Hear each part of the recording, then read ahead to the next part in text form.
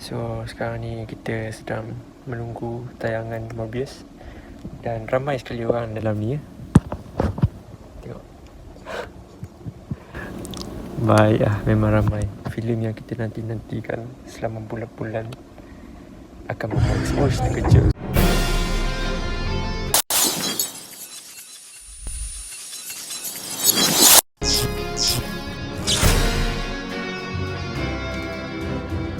Hello, Assalamualaikum semua. Selamat kembali ke Film Vincent YouTube channel di mana kita akan bahaskan tentang MCU News, MCU Theory dan juga MCU Rumors. So, it's been a while sebelum last video seminggu yang lepas, if I'm not mistaken lah. Aku quite busy lah since aku balik ke college ni. Tapi tak apa, so petang tadi aku dah tengok filem Morbius yang telah tertunda agak lama sebenarnya, dan surprisingly aku sebenarnya agak puas hati lah dengan filem Morbius itu, walaupun telah mendapat kritikan negatif daripada pengkritik filem. Lepas tu of course lah, filem Morbius tu telah mewujudkan satu hype yang negatif towards fans Spider-Man dan sebagainya. So basically filem Morbius ini diarahkan oleh Daniel Espinosa dan juga dibintangi oleh pelakon-pelakon yang terkenal jugalah untuk filem ni, which is Jared Leto sebagai Dr. Michael Morbius. Lepas tu ada Michael Keaton sebagai Adrian Toomes. Lepas tu ada Adria Arjona sebagai Martin Bancroft, Jared Harris sebagai Emil Nichols, Matt Smith sebagai Milo, dan juga Tyrese Gibson sebagai Simon Stroud ataupun Police lah, something like that. So basically sinopsis untuk filem Morbius ini kan, dia adalah seorang budak yang bernama Michael Morbius. Dia telah menghadapi satu penyakit rare blood disease, dan penyakit ni dia dah dapat daripada kecil lagi, daripada budak lagi kan, sehinggalah dia membesar. Dan along the way dia membesar tu, dia nak try to find lah a cure untuk untuk merawat lah dia punya blood disease ni, rare blood disease ni. And somehow makin ke dalam dia makin ke dalam dia nak cuba sembuhkan penyakit darah dia ni, tiba-tiba dia terdedah dengan satu DNA kelawar. Dan disebabkan DNA kelawar tu telah menukarkan dia menjadi seorang vampire, something like that, a living vampire. So itu adalah sedikit lah sinopsis ringkas tentang Morbius ni. Basically aku rasa ramai dah tahu tentang karakter Morbius ni. So kita go on kepada apa benda lah yang aku suka. Aku lupa nak bagi tahu that this is a spoiler review lah. Aku takkan spoilkan anything about that film, about Morbius ni film. Free spoiler, no spoilers dan sebagainya. So apa yang aku suka untuk filem Morbius ni basically tak banyak sebenarnya. Tak banyak Apa yang aku paling suka, yang utama adalah the origin Morbius itu sendiri. Basically bila korang tengok filem Morbius ni kan, dia mempamerkan satu klasik origin punya karakter tau. Sebab nowadays kan, filem-filem contohnya seperti Spider-Man, seperti Batman dan karakter-karakter lain lagi kan, dia twist tau origin tu. Dia twistkan origin tu dan adapt dengan zaman sekarang ini. Where contohnya macam Spider-Man ramai dah tahu macam mana dia jadi Spider-Man, dia digigit laba-laba. Lepas tu Batman, macam mana dia jadi Batman dan sebagainya. Tapi Morbius ni dia mempamerkan satu klasik origin. Sebab Morbius tidak pernah muncul di live action lagi. Animation pernah dah ada, tapi live action belum ada. So this is a great chance untuk filem Morbius ni untuk shine lah sebenarnya, walaupun dia tak ikut pattern seperti filem-filem superhero yang sebelum ini. Lepas tu aku juga suka of course lakonan daripada Jared Leto. Aku ingat Jared Leto tidak akan menggalas watak ini dengan baik, tapi rupanya dia menggalaskan watak sebagai Morbius, Dr.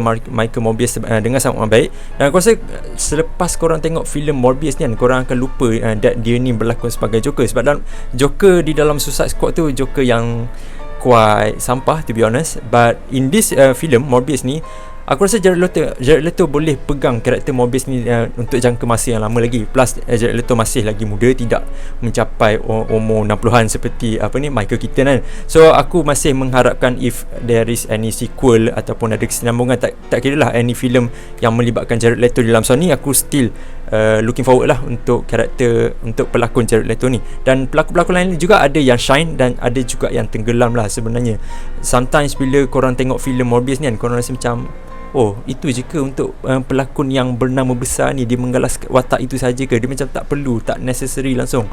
Dia kata macam, kalau macam tu baik kau ambil pelakon lain, ganti pelakon ni kan. Itu pandangan aku lah. Dan ada juga karakter yang aku tak expect dia akan shine, dan dia shine very well, walaupun dia punya screen time tak banyak, tapi still dia develop dia punya karakter development lah. Okay, yang ni aku tak tahu aku suka ke tak suka. Dia half-half lah. which is the CGI ataupun VFX effect yang digunakan ke dalam filem ini. Basically pengkritik filem really memberikan komen yang negatif lah towards this Morbius film, sebabnya CGI dia yang nampak terlalu kartun, nampak tak real kan. Tapi ada certain moment tu nampak that Morbius tu nampak real, tapi ada certain moment tu dia nampak macam kartun sikit. So aku tak tahu nak bagi, is it a bad, is it a good thing. Aku rasa kalau contohlah Morbius ada filem yang baru after this kan, aku looking forward lah untuk filem ini, walaupun CGI dia quite teruk in this film, tapi benda ni boleh diimprove lah in the future kan. Lepas tu kita go on kepada benda yang aku tak suka lah untuk filem Morbius ni kan. So basically untuk filem Morbius ni, dia, aku boleh cakap character development untuk, bukan main character character side, supporting character dan sebagainya, character development dia tu macam tak build up very well lah. Korang rasa tak engage dengan karakter dia. Sebab ada scene, beberapa scene dalam filem Morbius ni kan, dia adalah certain karakter yang akan mati, tapi bila dia mati tu rasa macam, oh this guy mati ke, oh tak apalah dia mati pun kan, macam tak penting pun dia ni kan. Korang akan rasa benda tu, korang tak rasa connected dengan, oh shit, dia bunuh Mamat ni siok dan sebagainya. Korang tak rasa benda tu. Itu yang apa yang aku rasa. Lepas itu plot, kita cakap pasal plot lah. Bagi aku writer, untuk aku tak sure siapa writer untuk filem Morbius ni, tapi dia, bagi aku boleh labelkan this writer as a lazy writer, poor written punya script lah. Sebab ada satu plot tu kan, dia rasa macam kenapa dia macam ni. Korang akan start tu berfikir, bukan berfikir macam patutlah dia buat macam ni dan sebagainya. Tak, korang tak berfikir tu. Dia macam ada scene-scene yang hilang dalam filem Morbius ni, yang membuatkan scene yang hilang tu membuatkan filem ni jadi makin buruk. Aku memang penulis untuk filem Morbius ni, dia tidak dia tak menulis plot-plot dengan begitu mendalam, dengan begitu teliti. Sebab ada certain plot dia rasa kehilangan tau. Beberapa plot dalam filem ni dia rasa macam missing puzzle. Selepas itu, apa yang aku tak suka adalah, ni bukan dalam filem ni lah, basically dalam filem ni juga lah, tapi kita sentuh pasal trailer Morbius lah. So basically aku tak tahu if this is a spoiler ataupun tak, but trailer Morbius itu merupakan clickbait yang agak besar lah, which is filem Morbius kan. Lepas korang tengok filem Morbius ni, korang akan rasa that rupanya Morbius ni tak boleh stand alone punya karakter. Dia perlukan karakter seperti Spider-Man. Contoh, sebab masa tu kan Spider-Man No Way Home kan tengah hype lagi kan. Lepas tu sepatutnya Morbius keluar pada bulan 1. So dia gunakan hype Spider-Man No Way Home tu. Lepas tu contohnya dia nak connectkan lah dengan karakter Morbius. Sebab aku rasa ramai yang tahu Morbius ni ada kaitan dengan Spider-Man kan. So dia letakkan benda-benda tu di dalam trailer, membuatkan orang rasa macam, kita kena tengok Morbius ni sebab ada Spider-Man dan sebagainya. Lepas tu bila korang tengok filem ni, orang memang akan kecewa lah kalau korang really bergantung dengan trailer yang disajikan oleh Sony. Again, kalau pasal Sony pula, kita sembang sikit pasal Sony. Personally, aku rasa Sony developkan filem Morbius ni lagi bagus lah daripada Venom 1 dan juga Venom 2.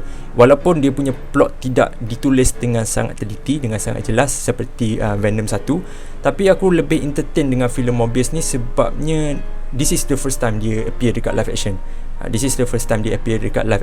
Dia tak sepatutnya jadi gempak pun filem ni. Tapi bila aku tengok filem Morbius ni, aku rasa ini sudah mencukupi lah. Ini sudah mencukupi untuk for another sequel.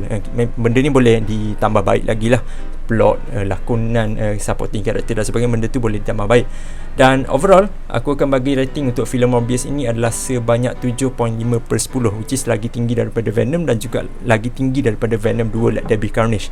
Walaupun plot dia tidak ditulis dengan teliti, but still aku suka this origin movie untuk Morbius. Dan aku quite proud of Jared Leto lah, to be honest. Dia memang really born to be Morbius. Dan I'm looking forward lah untuk dia lakonkan lagi watak sebagai Morbius in the upcoming future. Aku lupa, jangan lupa untuk stay sampai habis lah untuk filem Morbius ni, sebab ada 2 credit scene, satu middle credit scene, lepas tu satu lagi post credit scene. Post credit scene tu dia muncul bukan selepas credit tau, dia muncul sebelum kredit yang nama title dan sebagainya tu kan, dia muncul sebelum tu. So kalau korang kena stay sampai habis lah. Dan kalau siapa yang tak tengok Spider-Man No Way Home, dia akan lost apa yang disajikan di dalam credit scene itu nanti. So itulah rating aku adalah sebanyak 7.5/10. Dan aku quite enjoy this Morbius punya origin character ni kan. Tapi aku tak rasa that this film aku akan tonton banyak kali lah. This is not a repetitive punya film. So itu saja untuk video kali ni. Terima kasih kerana masih support di YouTube channel. Kita jumpa lagi di video yang akan datang. Assalamualaikum dan bye bye. Aku nak tengok Moon Knight, so nantilah jumpa balik. Bye bye.